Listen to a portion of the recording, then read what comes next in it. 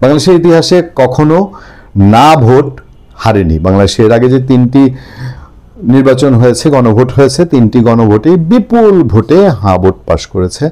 91 গণভোট বাদ দিলে এর আগের 2 সেনা শাসন পরবর্তী বা সেনা শাসকরা যেটি করেছেন, জেনারেল জিয়াউর রহমান এবং জেনারেল এরশাদ, এই দুজনেই তাদের শাসনকে বৈধতা দেওয়ার জন্য হানা ভোট দিয়েছেন এবং সরকারি লোকজন ভোট দিয়েছে। আমি বলেছি, আমি তখন প্রাইমারি স্কুলে পড়ি, আমিও ভোট দিয়েছি।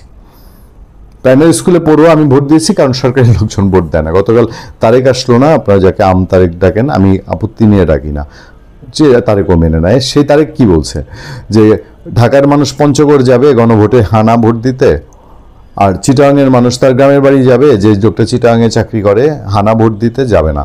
সরকারি অফিসাররাই সিল মারবে। এই সরকার জানে হানা ভোট হলে তারা যে কোনোভাবেই হোক পাশ করিয়ে আনতে পারবে নির্বাচনের আগে। আর নির্বাচনের দিন যদি ভোট হয় তাহলে পাশ করে কিনা সন্দেহ আছে। সোশ্যাল মিডিয়া একটু ফিরে তাকান তো দেখি, এই না নিয়ে এখনই কি শুরু হয়েছে।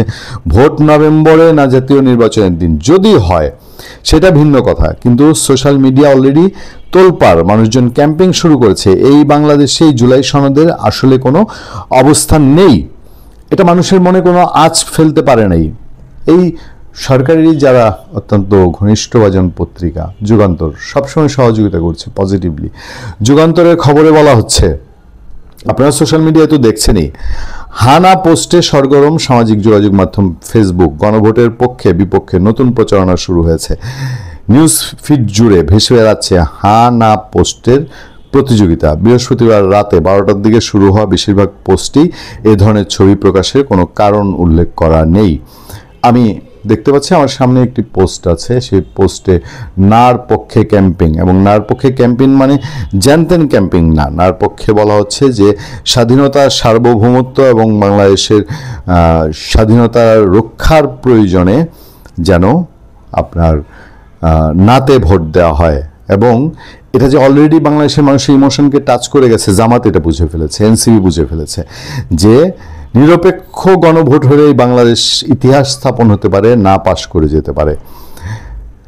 স্বাভাবিকভাবে অনেক মানুষ অবাক হচ্ছেন সোশ্যাল মিডিয়ায় এই ট্রেন্ডটিকে। প্রকৃতপক্ষে এর পেছনে কারণ কি? কারা কারা না এর পক্ষ নিচ্ছে অথবা কেনই বা নিচ্ছেন? সব মিলিয়ে যে প্রসঙ্গটি আলোচনায় এসেছে তা হলো গণভোট। মূলত গণভোটের প্রশ্নে একদিকে অংশ নিয়েছে বিএনপি, অন্যদিকে জামাত, এনসিপি। আর এই সিদ্ধান্তের বহিঃপ্রকাশটি হলো এবং না ছবি পোস্ট করা। জামাতের মানুষজন সোশ্যাল মিডিয়ায় খুব শক্তিশালী, তাদের বট বাহিনী আছে এবং তারা নিয়ে খুব শক্তিশালী প্রচার করতেও পারেন। জুলাই জাতীয় সনদ বাস্তবায়নে জাতীয় ঐকমত্য কমিশন যে সুপারিশ সরকারকে দিয়েছে তা নিয়ে মিশ্র প্রতিক্রিয়া সৃষ্টি হয়েছে রাজনৈতিক দলগুলোর। বিএনপি জাতীয় নির্বাচন ও গণভোট একই দিনে আয়োজন করার বিষয়ে অনড়। জামাত ইসলামী চায় নভেম্বরে ভোট, অন্যদিকে জাতীয় নাগরিক পার্টির সুনির্দিষ্ট সময় না বললেও সংসদ নির্বাচনের আগেই গণভোটের আয়োজন। মানে জামাত বিএনপি, জামাত এনসিপি একেবারে কাছাকাছি। ফলে জামাত ও এনসিপির দাবি কিছুটা কাছাকাছি হলেও বিএনপি এবারে কোনো ধরনের সমর্থন দেয়নি। আমরা এর আগের আলোচনা আপনাদেরকে বলেছি যে বিএনপি কোনোভাবেই এটা মেনে নেবে না, বরং দলটি সংসদ ও গণভোট নির্বাচন একই দিনে চায়। ফলে নিয়ে সামাজিক যোগাযোগ মাধ্যম উত্তাল হয়েছে। ছাত্রদলের সাধারণ সম্পাদক নাসির উদ্দিন নাসিরও এই ক্যাম্পেইনে অংশ নিয়েছেন। তিনি নিজের প্রোফাইলে না পোস্ট দিয়েছেন। মজার কাণ্ড আছে এখানে। অন্যদিকে বৈষম্যবিরোধী ছাত্র আন্দোলন ভেরিফাইড ফেসবুক পেজেও এমন প্রচারণা দেখা গেছে। তারা লিখে একটি পোস্ট করেছেন।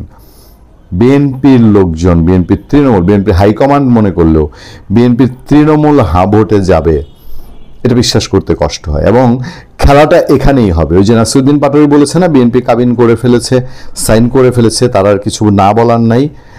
বিএনপিকে এখন রাজি করাবে যে তোমরা ভোটে যাও এবং তোমাদের লোকজনকে বলো হাকে পাশ করাতে। দেখেন আর কয়েকদিন হলে কি হয়। এরই মধ্যে জাতীয় ঐকমত্য কমিশন প্রধান উপদেষ্টা মোহাম্মদ ইউনূসের কাছে আসলে জাস্ট বিএনপিকে একেবারে আটকে দেয়া, এটার কোনো বিকল্প। বিএনপি নিজেই আটকে গেছে, বিএনপি কেন বুঝে নেই আমরা জানি না। এবং এই নার প্রতিযোগিতায় আওয়ামী লীগ ভোটাররা কি করেন? না ভোট আলাদা হলে সেটা কি নিরপেক্ষ ভোট হবে? এই প্রশ্ন খুব সাংঘাতিক না? এই সরকারের কি সেই হিম্মত আছে তারা যে উৎসব মুখর দারুণ নাকি নির্বাচন করবে? এই সরকার যদি আলাদা একটা গণভোট করে, আপনারা কজন বিশ্বাস করেন যে এই গণভোট নিরপেক্ষ হবে? সারা পৃথিবীতেই বলে যে গণভোট করাই হয় হাকে জিতিয়ে আনার জন্যে। গণভোটের মিনিংটা এটা। এবং সারা পৃথিবীতে যত গণভোটের ইতিহাস আছে, ম্যাক্সিমাম গণভোটের ইতিহাস হচ্ছে গণভোট পরবর্তী একটা দেশের অধপতন আর অধপতন। এবং সাম্প্রতিক সময় পৃথিবীতে যতগুলো গণভোট হয়েছে সেগুলোও এই অধপতনের দৃষ্টান্তই আমাদের সামনে তুলে ধরে। এবার আসুন এই হান আর ভোটে জেএনজি কি ভূমিকা নেয়। আওয়ামী লীগ এবং জেএনজি এই দুই দলের ভূমিকা, যদি হানা ভোট হওয়া মানে আপনি ধরে নিতে হবে জাতীয় নির্বাচন আর হচ্ছে না। এবং এই সরকার তার ভেতরে যে সুপ্ত ইচ্ছা যে একটা বিপ্লবী সরকার গঠন করা এবং বিপ্লবী সরকার গঠন করে কোনোভাবে আরও কিছু থেকে যাওয়া, যে মাটি কামড়ে পড়ে থাকার মতন চেষ্টা এনসিপি বা ছাত্র উপদেষ্টারা অথবা সমন্বয়করা তাদের যার যার ক্ষমতা সেটা ধরে রাখার চেষ্টা, এটার শেষ চেষ্টা হিসাবে হবে এই হানা পাশ করে আনতে পারলে বলি আমরা তো জনগণের ম্যান্ডেট পেয়ে গেছি, তাহলে এখন আমরা যেভাবে ইচ্ছা আমরা সেভাবে চলবো। এবং বিএনপি হানাতে রাজি হয়ে গেলে পরে, গণভোটে রাজি হয়ে গেলে পরে এরপর আর যা যা হবে না হবে সেই সব কিছুতে বিএনপিতে হাঁ বলা ছাড়া, বুক ফেটে গেলেও না বলার রাস্তা থাকবে কিনা এইটা এক উপরওয়ালা ছাড়া কেউ বলতে পারেন না। ভালো থাকবেন, সুস্থ থাকবেন। আপনার সাথে আমি আতিক রহমান, পূর্ণিয়া।